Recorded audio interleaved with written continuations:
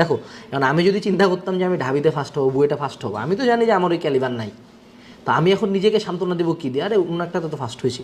এবং আমি অ্যাডমিশন টাইমে ধরো আমি উদ্ভাসে কিন্তু সেন্ট্রালে আমি টপ মনে হয় মেরিট লিস্টের 100-এর বাইরে বা 150-র বাইরে কখনো যাই নাই, হ্যাঁ।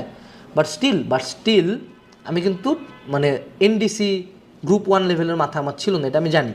তো এখন আমি যদি ভার্সিটি ইউনিটের পরীক্ষা উদ্ভাসে দিই এবং সেটার পজিশন দেখে দিছিলাম, যদিও পজিশন ভালো ছিল না, পজিশন কত 250-300 আসতো, আমি কী করলাম, ভাইয়া আমাকে এখন একটু ভালো করতে হবে, আমি গেলাম ইউসিসিতে, হ্যাঁ। ইউসিসির পাটোয়ারি স্যারকে ডিরেক্ট রুমের মধ্যে ঢুকে বললাম যে স্যার আমি উদ্ভাসের সেন্ট্রাল মেরিট লিস্টে থাকি, আপনি আমাকে একটা ডিসকাউন্ট করে দেন। উনি মনে হয় ওই সময় ওনাকে অনেক অনেক ধন্যবাদ, উনি মনে হয় 2000 টাকা আমাকে ভর্তি করে আনিয়েছিল ফুল প্রোগ্রামে। তো আমি ওখানে 2টা পরীক্ষা দিয়েছিলাম, 2টা পরীক্ষা দেওয়ার পরে একটাতে সেন্ট্রাল মেরিটে সেকেন্ড হইলাম, আর একটাতে সেন্ট্রাল মেরিটে ফার্স্ট হইলাম।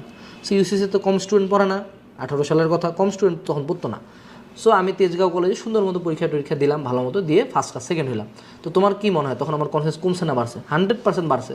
যারা ভাইয়া যদি এতজনের মধ্যে আমি ফার্স্ট হই, তাতে অ্যাটলিস্ট ঢাবিতে চান্সটা তো হবে, আল্লাহর মতো তো হয়েছিল, তাই না? তারপর মনে করো ওমেকা কোচিং সেন্টারে যে আমি এক্সাম দিতাম, হ্যাঁ, যে ওখানে ব্রাঞ্চে ওদের লোকজন কম, ফাইনাল মডেলসগুলোতে ওখানে মনে করো ওদের ব্রাঞ্চের টপ 3-তে আমি থাকি, ফার্মগেটের, ঠিক আছে। তো এই যে তারপরে মনে করো বাড়ির টিচারদের মধ্যে পরীক্ষা, তা আমি আমার বন্ধু জিহাদ, রোকন, তোকে এদের সাথে কম্পিট করি, এইগুলাতে ভালো করলে খুব ভালো থাকি। তো এই যে আমার ছোটো ছোটো কিছু মাইক্রো সাকসেস থাকতো, যেগুলো আমার কনফিডেন্স বাড়াইতো। কালকে থেকে যেটা করতে পারলো অনলাইনে পরীক্ষা দাও না ভাই, অনলাইনে একটা পরীক্ষা দাও, ওখানে লিডার বোর্ডের নাম্বার ওঠানোর চেষ্টা করো, কোচিংয়ে যাও, কোচিংয়ে কোশ্চেন করো, কোচিংয়ে একটা পরীক্ষা দাও, যা করো নিজের লাইফে 2-1টা সাকসেস আনো। তোমার ঝামেলাটা হয়েছে যে একটা মানুষ যদি কন্টিনিউয়াসলি ভাইয়া এত ব্যর্থতা ফেস করে, তোমার কেন মনে হয় যে তার কনফিডেন্স থাকবে? সে কে ভাই? এটা কি তোমার কি মানে সালমান খানের সিনেমা মনে হচ্ছে দাবাং চলতেছে, তুমি সব সময় খুবই চিল, খুবই অ্যারোগেন্ট? এটা হয় না। Your brain doesn't work that way.